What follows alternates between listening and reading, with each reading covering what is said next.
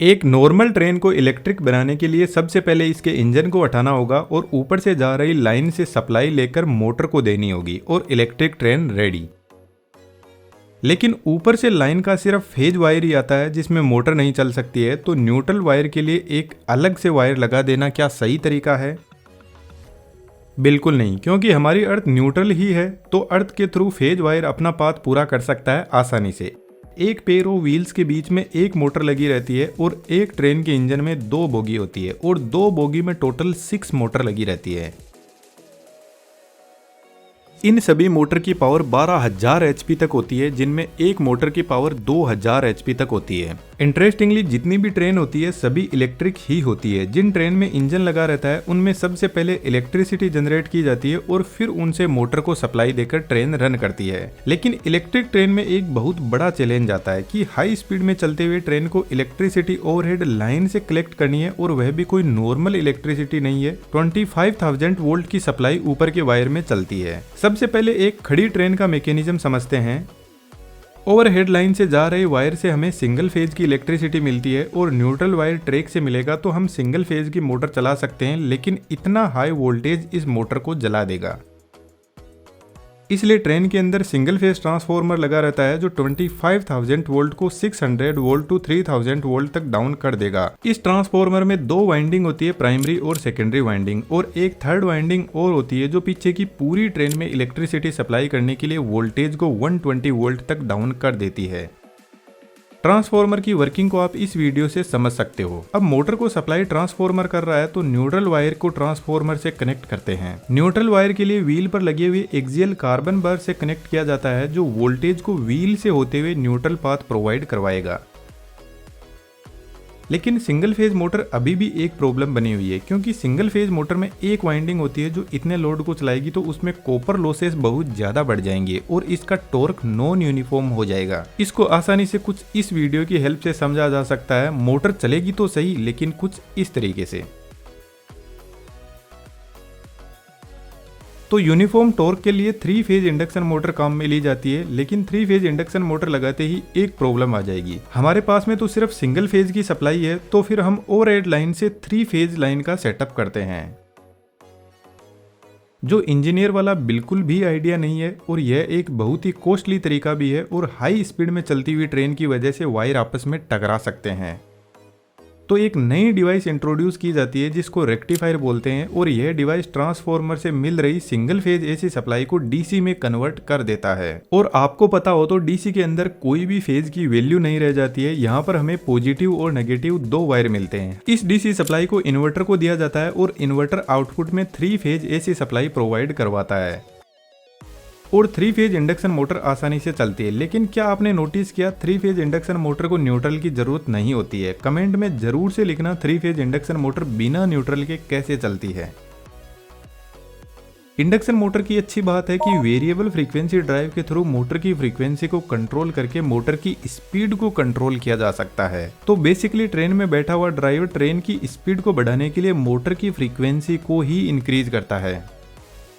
अब यह motor train में 2 टाइप से ब्रेक लगाती है और यह ब्रेक बिना किसी मैकेनिकल फ्रिक्शन के लगाती है। दोस्तों देखा जाए तो ऐसा लग रहा है कि आने वाले टाइम में टेक्नोलॉजी हमारी ट्रेडिशनल एजुकेशन सिस्टम से बहुत अलग जा रही है और टेक्नोलॉजी के हिसाब से हमें अपग्रेड करने के लिए आज की स्किल्स को सीखना होगा, अदरवाइज तो हम फिर से कंप्यूटर के जमाने में टाइपराइटर बनकर रह जाएंगे। कुछ ऐसा ही 3D एनिमेशन की स्किल में है। ज्यादातर कंटेंट 3D में देखा जा रहा है। फेसबुक के जो एवेटार है वह भी 3D में है, तो ऐसा लग रहा है कि 3D एनिमेशन जबरदस्त ग्रोथ लेने वाला है। और हमने बेहतरीन 3D एनिमेशन के कोर्स को बेहतरीन सपोर्ट के साथ में तैयार किया है, जिसमें आपको प्रॉब्लम्स आती है तो हम आपके लिए एनी टाइम अवेलेबल रहते हैं। कोर्स की कंप्लीट डिटेल डिस्क्रिप्शन में दी हुई है, जरूर से आप ज्वाइन करना, आपको बहुत कुछ सीखने को मिलेगा। कोर्स की फी भी हमने एकदम अफोर्डेबल फोन रिचार्ज के बराबर रखी है। जब हाई स्पीड में चलती हुई ट्रेन को रोकना होता है तो इसका इनर्शिया बहुत हाई होता है और यदि हम मोटर की सप्लाई भी बंद कर दे तो ट्रेन काफी दूर तक अपने इनर्शिया की वजह से चलती रहेगी। यदि आपने सिंक्रोनस जनरेटर वाले इस वीडियो को देखा है तो अब आपको अंदाजा हो जाएगा कि जैसे ही ट्रेन ब्रेकिंग मोड में आती है तो इतनी देर जो मोटर व्हील पर पावर लगा रहे थे आगे बढ़ाने के लिए, अब व्हील वापस मोटर को पावर भेज रहे हैं। यह कुछ रोलर स्केट्स के जैसा होता है। पहले भाग के हम इनके ऊपर बैठ जाते हैं और अब यह वापस अपनी एनर्जी रिलीज करके हमें आगे लेकर जाते रहते हैं। जब यह इंडक्शन मोटर एक मोटर की तरह काम करेगी तो स्टेटर का मैग्नेटिक फील्ड आगे होगा और रोटर का मैग्नेटिक फील्ड पीछे होगा। लेकिन जैसे ही यह जनरेटर की तरह काम करेगी तो अब रोटर का मैग्नेटिक फील्ड आगे हो जाएगा और स्टेटर का पीछे। तो मोटर अब जनरेटर की तरह काम करने लग जाएगी, जिसको रीजनरेटिव ब्रेकिंग बोलते हैं। तो इलेक्ट्रिसिटी जनरेट करने के लिए मोटर व्हील पर ऑपोजिट डायरेक्शन में फोर्स लगाएगी और ट्रेन में ब्रेक लगने लग जाएंगे। इसलिए ट्रेन के अंदर जो इंडक्शन मोटर होती है असल में उसको इंडक्शन मशीन बोला जाता है और मोटर और जनरेटर उसके मोड होते हैं। लेकिन यह ब्रेकिंग जब ट्रेन हाई स्पीड में रहती है तभी काम करते हैं। स्पीड डाउन होने पर इस ब्रेकिंग का इफेक्ट भी कम हो जाता है।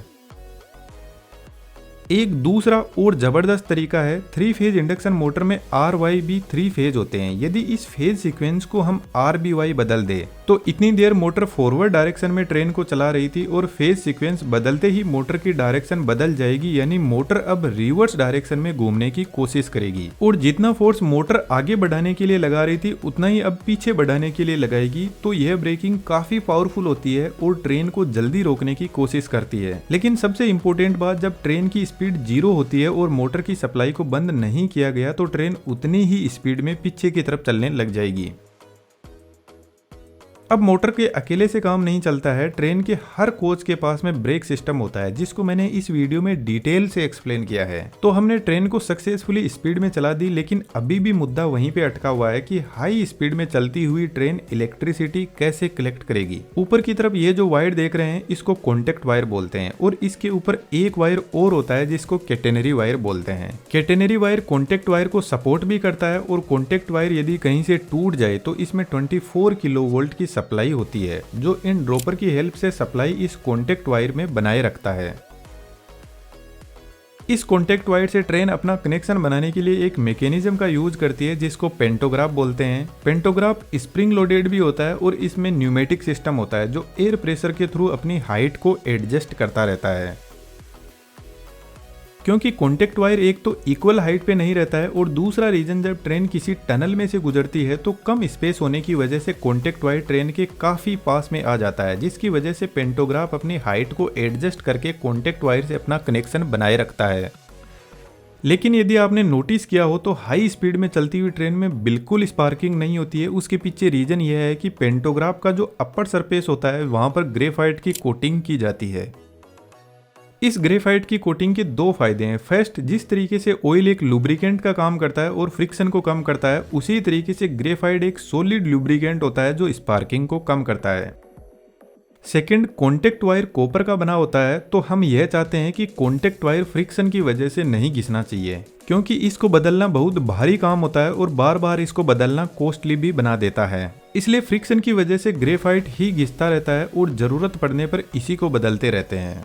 अब बात ऐसी है कि जो कमजोर होता है उसी को झुकना पड़ता है। लेकिन यहाँ पर भी इंजीनियर ने गजब दिमाग लगाया। इन्होंने कॉन्टेक्ट वायर को एकदम सीधा नहीं रखा, कुछ ऐसे टेढ़ा मेढ़ा कर दिया जिसकी वजह से ग्रेफाइट का सरफेस एरिया बढ़ गया। अब इसके 2 बेनिफिट है। एक तो ग्रेफाइट का टेम्परेचर नहीं बढ़ेगा जिससे स्पार्किंग कम होगी और ग्रेफाइट की लाइफ भी लॉन्ग हो जाएगी। इस पेंटोग्राफ वायर से डायरेक्ट सप्लाई ट्रांसफार्मर तक जाती है, लेकिन ट्रेन की बॉडी और पेंटोग्राफ के बीच में हाई रेजिस्टेंस वाले इंसुलेटर लगे रहते हैं जो ट्रेन में बैठे हुए पैसेंजर को इलेक्ट्रिक शॉक से सेफ रखते हैं। उम्मीद करता हूं दोस्तों वीडियो आपको अच्छा लगा होगा। हमारे बेहतरीन 3D एनिमेशन के कोर्स को जरूर से चेकआउट कीजिएगा, डिस्क्रिप्शन में डिटेल्स अवेलेबल है। Thank you.